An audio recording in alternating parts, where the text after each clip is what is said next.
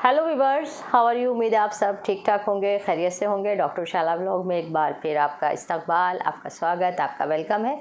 आगे बढ़ने से पहले मैं आप लोगों से यही कहना चाहूँगी कि हमारे इस चैनल को लाइक, शेयर और सब्सक्राइब करना ना भूलें। बेल आइकन ज़रूर प्रेस करें ताकि नोटिफिकेशंस आपको वक्त पर मिलते रहें। और साथ साथ ये भी कहूँगी कि आपके वैल्यूएबल कमेंट्स हमको मोटिवेट करते हैं इसी तरह के ब्लॉग्स बनाने के लिए। तो आप अपनी कीमती राय इनबॉक्स में ज़रूर दें कि आपको हमारा ये ब्लॉग कैसा लगा, क्योंकि हम मुख्तलिफ़ टॉपिक्स पर जो रिपोर्ट्स, जो ब्लॉग्स लेकर आते हैं वो इसीलिए होते हैं क्योंकि समाज के अंदर जिस तरह से गलत फहमियाँ फैली हुई हैं, जो एक बेचैनी है, एक इंतशार है, और पूरी दुनिया इस वक्त इस्लामोफोबिया का शिकार है और किस तरह से मुसलमानों को जुल्म बर्बरियत का निशाना बनाया जा रहा है। तो ऐसी गलत फहमियों को दूर करना हमारा ख़ास मकसद है। हमारा आज का ये टॉपिक भी इसी रास्ते पर है और यही मैं बताना चाहती हूँ कि इस्लाम में पर्दा, नक़ाब और हिजाब, इन तीनों चीज़ों का क्या फ़र्क है। क्योंकि आम तौर से सिर्फ़ एक बुर्क़ा जो होता है उसको इस्लामिक सिंबल करार दिया जाता है। अभी आपने देखा होगा 2-4 दिन पहले जो कनाडा में हादसा हुआ है, उसमें वहाँ के प्राइम मिनिस्टर को भी आकर यही कहना पड़ा कि मुसलमान जब बाहर निकलते हैं अपने रिवायती, अपने ट्रेडिशनल ड्रेस में होते हैं और दूसरे लोगों की नज़र में एकदम अलग से दिखाई देते हैं, और जो इस्लामी फ़ोबिया है उसकी वजह से वो किसी न किसी हादसे का शिकार हो जाते हैं। तो आप लोगों को पता ही होगा कि उसमें जो खातून थी उन्होंने बुर्क़ा पहना हुआ था। तो मैं ये बताना चाहती हूँ कि बुर्क़ा, पर्दा और नक़ाब, जिसके बारे में भी बात की, जिसको हम पर्दा, जिसको हम हिजाब भी कहते हैं, ये तीनों चीज़ें अलग अलग हैं। नक़ाब तो आजकल इंटरनेशनल लेवल पर सबके लिए मैंडेटरी हो गई है, जिसे हम मास्क की शक्ल में देखते हैं। आदमी हो, औरत हो, सभी लोग चेहरे पर मास्क लगा के, सिर्फ इसलिए क्योंकि हमें एक वायरस से अपनी प्रोटेक्शन चाहिए। यहाँ लफ्ज़ प्रोटेक्शन, तहफ़्फ़ुज़ आप लोगों को जहन में रखना ज़रूरी है कि हम इस वायरस से प्रोटेक्शन के लिए अपने चेहरे पर एक मास्क लगाते हैं ताकि ये वायरस हमारी नाक और हमारे मुंह पर हमला ना करे या नाक और मुंह के ज़रिए हमारे जिस्म में दाखिल ना हो। उसके बाद अब हम आते हैं हिजाब की जानिब। हिजाब जिसमें एक ख़ातून सर से लेकर अच्छे से एक किसी भी कपड़े को, दुपट्टे को, चादर को लपेट लेती है। तीसरी चीज़ है बुर्क़ा। बुर्क़ा जो एक ब्लैक गाउन होता है, और अब तो आपने देखा होगा कि मुख्तलिफ़ रंगों, मुख्तलिफ़ डिज़ाइन और मुख्तलिफ़ प्रिंट में ये बुर्क़े अवेलेबल हैं, और इस कदर ख़ूबसूरत भी होते हैं कि कभी कभी तो उनकी कीमत हमारी उस आम ड्रेस से कहीं ज़्यादा होती है जो हमने बुर्क़े के नीचे पहन रखी होती है। लेकिन मेरा यहाँ मकसद बुर्क़े को डिस्कस करना नहीं है, मैं सिर्फ़ ये बताना चाहती हूँ कि बुर्क़ा, जिसका कंसेप्ट ये है कि एक ब्लैक कलर का गाउन है जिसे कोई भी खातून सर से लेकर पैर तक ढांकने के लिए पहनती है। अच्छा, देखा ये जाता है कि बहुत सारे मुल्कों की आबो हवा अलग होती है। अब अगर आप ये सोचते हैं किसी ठंडे जगह पर जाकर हम मलमल का कुर्ता पहनकर घूम लें, तो मुझे तो नहीं लगता कि ये कोई भी जी होश इंसान या अक्लमंद इंसान ऐसी हरकत कर सकेगा। जाहिर सी बात है, ठंडी जगह पर हमको जाना है तो हमको गर्म कपड़ों का इस्तेमाल करना पड़ेगा। और क्या कभी आपने देखा है कि किसी गर्म जगह पर कोई आदमी बहुत मोटा कोट या स्वेटर पहनकर घूम रहा है? ये बात कहने का मकसद यही है कि ख़वातीन अगर बुर्क़ा पहनती हैं, आबो हवा से अपने आप को बचाने के लिए, ठंड से ख़ुद को बचाने के लिए वो ग्लव्स भी पहनती हैं, सॉक्स भी पहनती हैं, अपने पूरे जिस्म को मौसम से, मौसम के असरात से बचाने के लिए अगर वो बुर्क़ा पहनती हैं तो उसमें दूसरे लोगों को क्या एतराज़ हो सकता है। इसी तरह से अगर हम गर्म मुल्कों की जानिब देखते हैं, जिसमें जहाँ सहरा है, रेत है, रेगिस्तान है, अगर उस रेत से बचने के लिए अपने चेहरे पर, अपने हाथों पर अगर वो कवर कर लेती हैं, उनको अल्ट्रावायलेट किरणों से बचने के लिए, जो यूवी रेज़ हैं, जिससे बचने के लिए तरह तरह के केमिकल्स, क्रीम्स मार्केट में अवेलेबल हैं, और जिसको एसपीएफ की तरफ से कितना एसपीएफ है, कितना नहीं है, इस तरह से हम लोग उसको इस्तेमाल करते हैं। क्योंकि हम सूरज की किरणों से अपनी जिल्द की हिफाजत करना चाहते हैं, और जिल्द की हिफाजत तो अब ख़ास तौर पर इसलिए भी करते हैं क्योंकि एक नई शक्ल कैंसर की, जो जिल्द का कैंसर है, वो भी, उससे आप सभी लोग वाकिफ़ होंगे।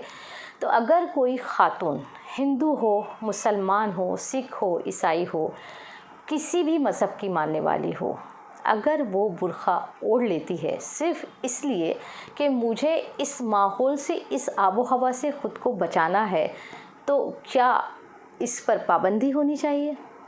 अगर कोई ख़ातून हिजाब सिर्फ़ इसलिए पहनती है कि सूरज की तेज़ किरणों से अपने बालों को झुलसने से बचाना है, अपने चेहरे को बचाना है, तो क्या वो गलत करती है? आप देखिए कि हिंदुस्तान में भी अगर आप चले जाएंगे राजस्थान की तरफ, तो वहाँ आम तौर से जब तेज़ हवा चलती है गर्मी के अंदर, तो वहाँ रेत से, धूप से बचने के लिए औरतें अपने चेहरे को कवर करती हैं। और इसी तरह मैंने आपको नक़ाब यानी मास्क के बारे में बताया। इस्लाम जो है वो औरत को पर्दे की तालीम देता है। इस्लाम में औरत के लिए पर्दा करना आया है। अब पर्दे को आप बुर्क़े से, पर्दे को आप हिजाब से, पर्दे को आप नक़ाब से नहीं तौल सकते और उसको सिर्फ़ इस दायरे में महदूद नहीं कर सकते, क्योंकि बुर्क़े के अंदर एक मुस्लिम ख़ातून हो, इस बात को आप यकीन के साथ नहीं कह सकते। कोई भी हो सकता है, कोई भी उसको इस्तेमाल कर सकता है, लेकिन चूँकि इस्लामोफोबिया का शिकार है और पूरी दुनिया में सिर्फ़ और सिर्फ हमको यही लगता है कि मुस्लिम औरतों को कैद किया जाता है, पर्दे में रखा जाता है। आप मेरी ही मिसाल ले लीजिए, मैं आप सब लोगों के सामने हूँ। मैं हर तरह की ड्रेस पहनती हूँ, जीन्स भी पहनती हूँ, टी शर्ट भी पहनती हूँ, शलवार कमीज़ भी पहनती हूँ। मुझे तो कभी ऐसा नहीं लगता कि हमारा ये समाज, और मुझे मेरे घर की तरफ से तो अल्लाह का शुक्र है कि कभी किसी भी पाबंदी का मुझ पर कोई भी किसी भी तरह की कोई पाबंदी नहीं लगाई गई है। तो मैं आप लोगों से यही कहना चाहती हूँ कि इस्लाम जिस पर्दे की तालीम देता है वो है औरत का नज़र का पर्दा, और इसी तरह मर्द की नज़र का पर्दा भी है। लेकिन इसका मकसद ये नहीं है कि हम बेहयाई का शिकार हो जाएं। आप मुझे ये बताइए कि अगर कोई औरत बुर्क़े में है तो हम उसे कैद मान लेते हैं, पाबंदियों में जकड़ा हुआ मान लेते हैं, और जो औरतें बरहना घूमती हैं, क्या वो समाज में तरक्की की अलामत है, तरक्की का सिंबल है? आपने कभी गौर किया है? या कभी जाइए यूरोप की गलियों में, उन ख़वातीन से बात कीजिए जो पूरी तरह से डिससेटिस्फेक्शन का शिकार हैं, बहुत ज़्यादा परेशान है, क्योंकि उनको ख़ुद अंदाज़ा नहीं होता कि आज मेरे पहले शोहर का बड़ा लड़का जिस लड़की के साथ डेट मारने जा रहा है ना, जिसके साथ वो अपना वक्त गुजार रहा है, वो लड़की मेरे तीसरे शोहर की सबसे छोटी बेटी है। आप खुद सोचिए हम समाज को क्या दे रहे हैं तरक्की के नाम पर। लेकिन हमको तो सिर्फ इस्लाम को निशाना बनाना है, मुसलमानों को निशाना बनाना है, और अपने आप को अपने सुकून के लिए, अपने जहनी सुकून के लिए कि आज हमने बहुत बड़ा काम कर लिया। आपने यूट्यूब पर भी देखा होगा कि बहुत सारे ऐसे वीडियोस अपलोड किए जाते हैं, वहाँ बुर्का बैन हो गया, वहाँ बुर्का बैन हो गया। फ्रांस को ले लीजिए, फ्रांस में कहा गया बुर्का बैन है, अब उसको एक मुस्लिम फ़िरक़े के साथ जोड़ दिया गया और कहा कि वहाँ मुसलमानों पर बहुत पाबंदी। हो सकता है कि उन्होंने बुर्क़े में बहुत सारे गैर मुल्की ऐसे एजेंट पकड़े हों जो उनके मुल्क की सिक्योरिटी के लिए, उनके मुल्क के तहफ़्फ़ुज़ के लिए ख़तरनाक हो, लेकिन चूँकि बुर्क़ा इस्लामिक सिंबल है, बना दीजिए निशाना।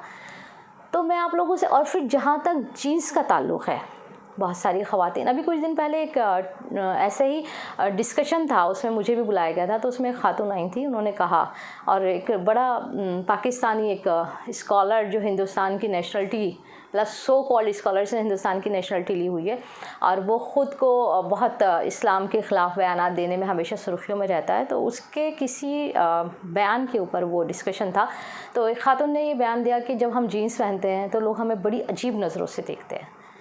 मैं भी जीन्स पहनती हूँ, और मैं ख़ास जामा मस्जिद वॉल सिटी, बिल्कुल गेट नंबर 1 वहाँ की रहने वाली हूँ। तो मैं आपको ये बताना चाहती हूँ कि हम जब घर से जीन्स पहनकर निकलते हैं, हमें तो कभी ऐसा नहीं लगता कि हम बड़ी ऑकवर्ड पोजीशन में हैं या लोग हमें बड़े अजीब नज़रों से देख रहे हैं। हाँ, ये बात और है कि अगर आप 5 किलो की थैली में 10 किलो का आटा भर लें, इस तरह जीन्स पहन के निकलेंगे, तो दुनिया का हर शख्स आपको देखेगा, और हर खित्ते में आपको देखेगा, हर सरजमीन पे आपको देखेगा, और ये ज़रूर सोचेगा कि कौन सी दुनिया की मखलूक है। तो मेरा कहने का मकसद किसी के कपड़ों को निशाना बनाना नहीं है। मेरा ये कहना है कि लिबास आप वो पहनिए जिससे आपका पर्दा भी रहे, लेकिन हया, शर्म वो हमेशा कायम रहनी चाहिए।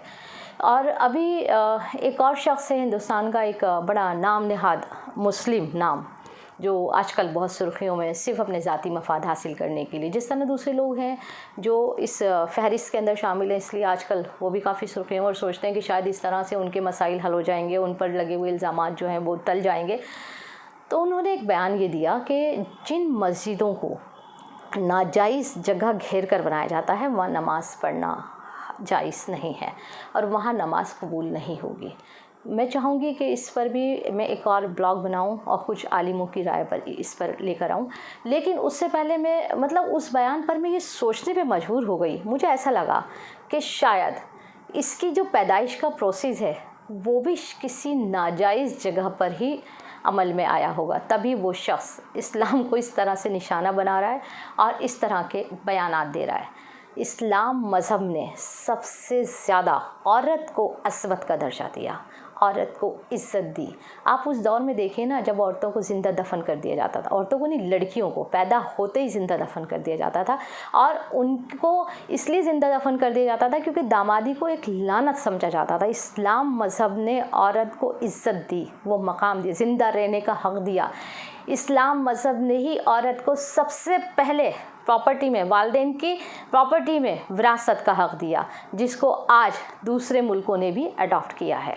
क्यों? क्योंकि इस्लाम मसावात का मज़हब है और वहाँ औरत और मर्द दोनों बराबर हैं। और ये कहना कि इस्लाम औरतों को पाबंद रखता है, पर्दे में रखता है, जकड़ा रखता है, आज़ाद नहीं है, कैद नहीं है, ये उन लोगों की खाम ख्याली है, ये उन लोगों की सोच है जो रोशन ख्यालात या रोशन नज़रियात को सिर्फ़ बुनियाद बनाकर अपनी हिपोक्रेसी, अपना ड्यूल कैरेक्टर छुपाने की कोशिश करते हैं और वो सोचते हैं कि इस तरह वो इस्लाम को निशाना बना सकते हैं। ये उनकी गलत फहमी है। और फिर मिलते हैं एक और टॉपिक और एक ब्लॉग के साथ। तब तक के लिए खुदा हाफिज़।